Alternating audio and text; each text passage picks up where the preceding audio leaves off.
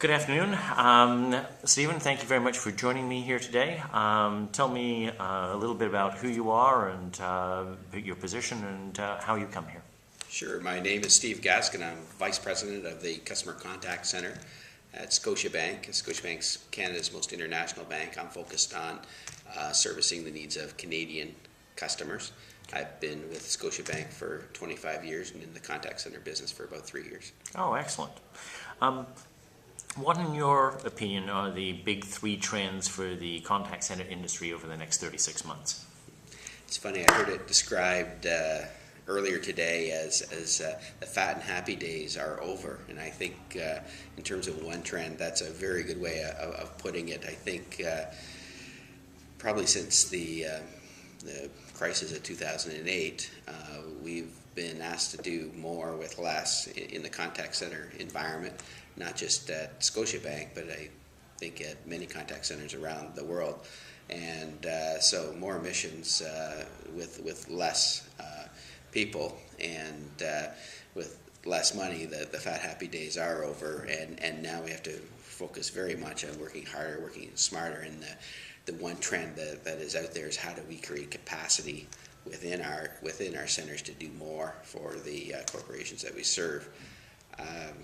I think the other one is, we've all sort of moved from calling ourselves call centers to contact centers, and there's a reason for that. We know that there's a lot of other ways that customers want to interact with your organization, and despite that, though, I think our focus has always still remained on calls, and although the micro trend in the near term, for us at least, is calls are increasing year over year, I think we do see down the pipe a time when calls are going to start to decrease year over year, and the customer demand for other types of channels are going to start to replace that.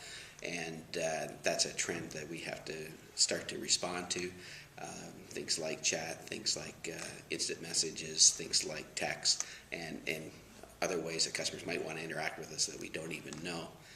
And I think the third trend that I think ties in a little bit with what I just spoke about is social media. And I think, like many organizations, we're starting to try to understand how social media fits into our business and try to understand what our role in the contact center environment will be in the social media strategy of the organization.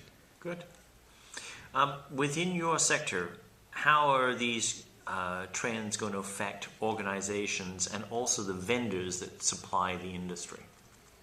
Well, I think that as we think about these things, capacity and social media and different forms of contact, we need to have different platforms on tap to interact with our customers, so that has a technology impact. Yeah. I think as well as if you're a practitioner running a center, it's going to affect the types of employees that you're going to be wanting to hire for your center.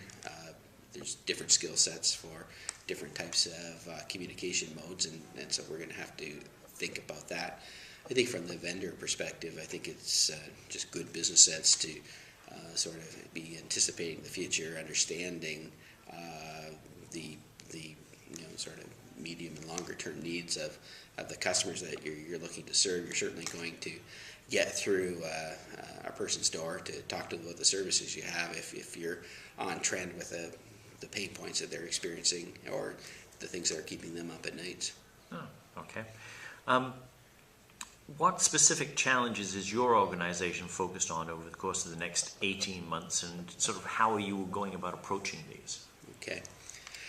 Well, that's a pretty tight time frame for sure in our business, but I think if I think about the near-term things that we want to bring in for a landing over the next 18 months, we've certainly been getting involved with speech analytics applications, yes, and trying to understand where speech analytics applications fit in our business, how they can help us improve what we do, how they can help us save money, how they can help us play a bigger role in the enterprise in terms of providing customer information upwards through the organization. And so I think in the next 18 months we really need to be able to articulate that and operationalize speech analytics.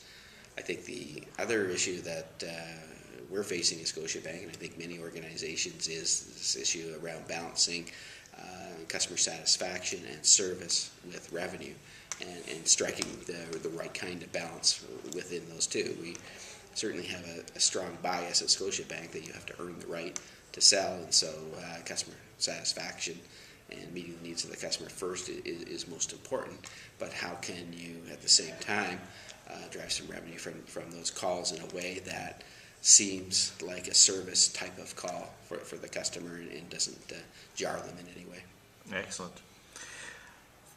What parts of social media does Scotiabank engage with, and what form does that engagement take? What are you using social media for these days?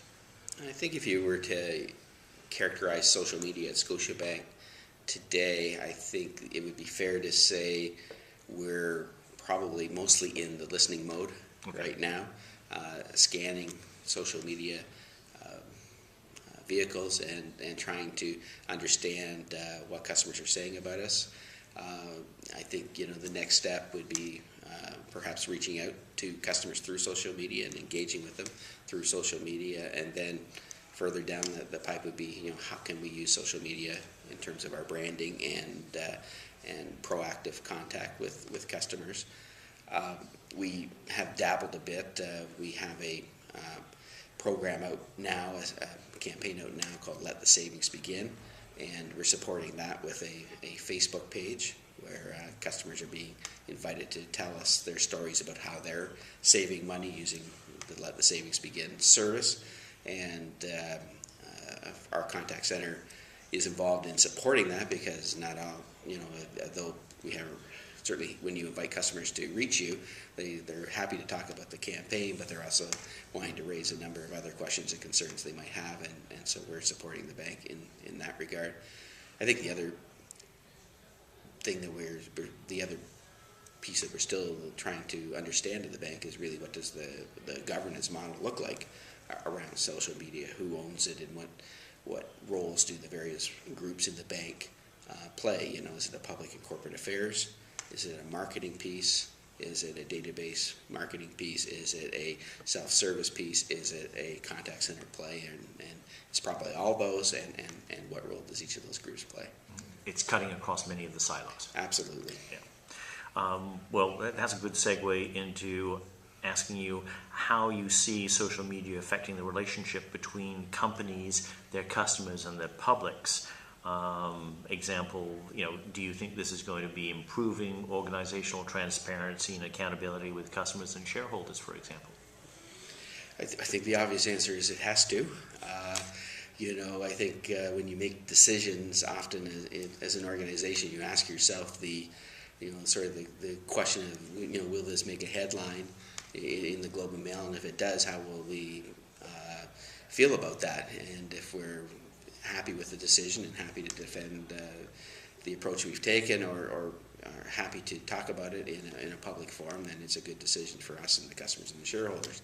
I think that's kind of an academic question many times to ask ourselves, but I think in the world of social media, I think that kind of question is not going to be academic. It's going to be our reality that we face every single day, and so we need to understand that. I think we also really need to be able to increase our agility around dealing with issues that arise through social media networks, and also really focus on our skills and our capabilities in responding to customers through these channels. Stephen, thank you very much for taking the time here today. Do appreciate it, and I wish you all the very best. It was my pleasure. Thank you.